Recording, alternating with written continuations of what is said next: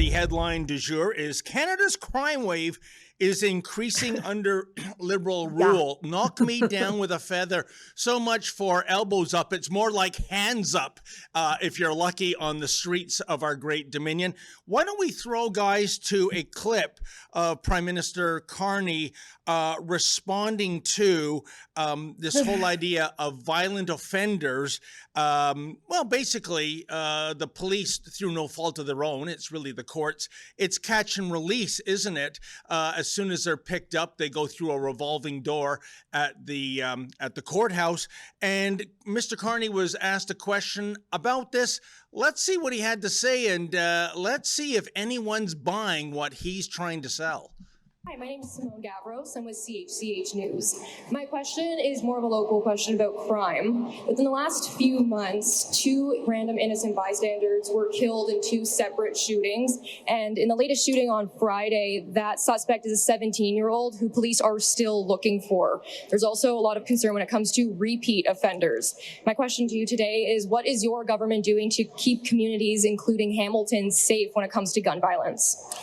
Thank you very much for the question. And my sincere condolences for the victims of this, the direct victims of these crimes, their families, but also for the communities and the concern and anxiety that horrible crimes like this create.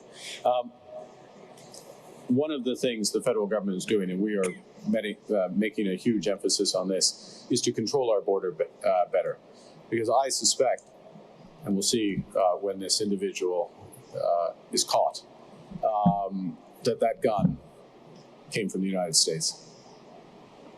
Vast majority of firearms, illegal firearms, firearms used in crime come across our border. And so what we've been doing in recent months is making very large investments in controlling those borders much better.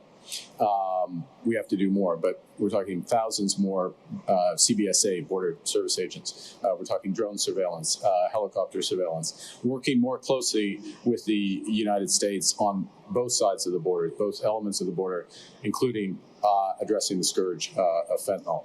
The second aspect to your question, which your question touches on and the tragic situations touch on, is bail reform. And the importance of bail reform, particularly with respect to repeat offenders. We have commitments on that.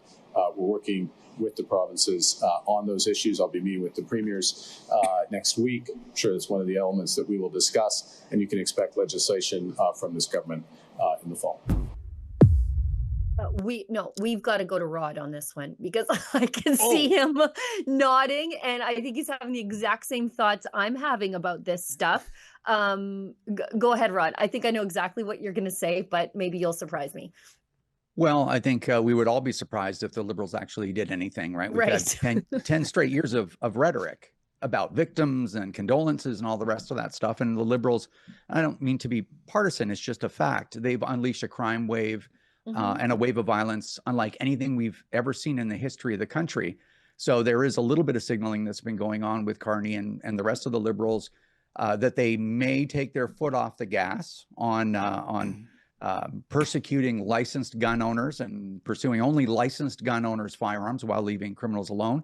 But I guess we'll have to see, and certainly legislation that puts repeat offenders behind bars or worse, in my opinion, would be welcome. Rod, sorry, I just want to jump in because you know how I love guns. But it is interesting to hear the Liberals finally admit that the majority of crime guns are coming across the border that the Liberals have left basically like a sieve. It's a rare moment of honesty, but will they stop pursuing us? I don't know. I don't know. There's a real good case right now for the Liberals in the position they're in to roll out grandfathering. And so a lot of gun owners would be like, that's not good enough. I want all the bans gone. These people are not going to stop the bans. We're going to be very fortunate if they don't move forward with the buyback. But there are a lot of good reasons for Carney to start the pivot. And this is sort of what I'm hoping is actually happening. The pivot away from licensed gun owners, because for a buyback, they're going to spend probably $5 billion when the country can least afford it, which of course blows up all of his fiscal aspirations. At the same time, he wants to stop the division because the division is going to cost the Liberals probably 2 provinces in the next few years if they don't turn it around. Like, there's a lot at stake for him to back off on a variety of different things. Energy, right? Stopping energy projects, but guns too. So if they stop harassing us, let us use our firearms, even if they don't allow more in the country, save all that money, turn on the criminals, they could really pull their reputation out of the fire. Not that I'm advocating for them, but that's a real option they have in front of them. You know, Rod, if I may, I have a follow-up question for you, and then I want to get to Richard Serrett here. Yep.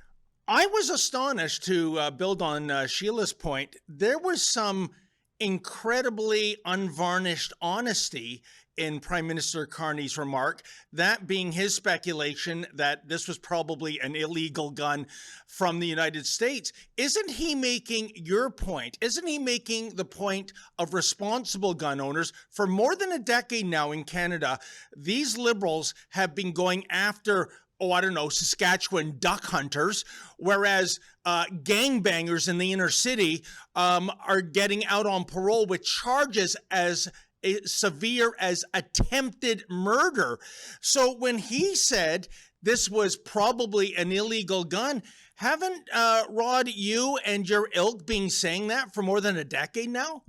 Well, not only us, but police forces from across the country, including the National Police Federation, right? The union that represents the largest single police force in the world, which I think is the RCMP. They have around 20,000 officers in their union. They said the same thing. They said the same thing on May 1st, 2020. Well, whatever, right? A week later about the bans. So it's not just us. It's funny, it's when police forces across the country are using the gun lobby's talking points, so to speak, you should probably look into it because something's a little weird there.